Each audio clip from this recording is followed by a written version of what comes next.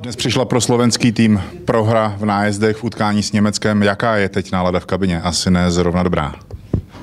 Úplne presne ste to trafili, tam taká pochmúrna nálada, sme sklamaní, pretože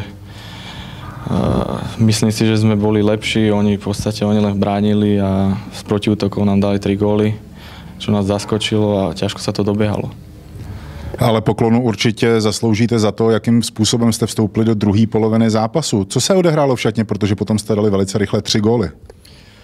Povedali sme si, že treba asi viac korčulovať, keď oni stoja. Začali sme to hádzať na bránu.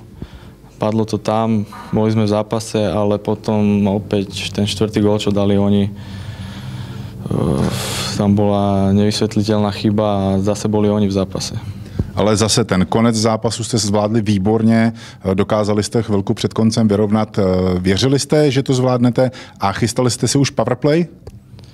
Chystali sme už powerplay, ale hovorím, nastrelený puk pred bránu, to, čo sme si povedali pred tou druhou polovicou zápasu, to sme spravili, padlo to tam a verili sme v to, že keď nevyhráme v predĺžení, tak určite v nájazdoch.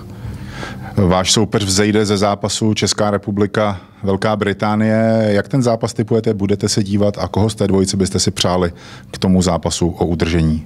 Tak samozrejme, že by sme si prijali asi tú Britániu, ale môže sa stať čokoľvek, takže uvidíme.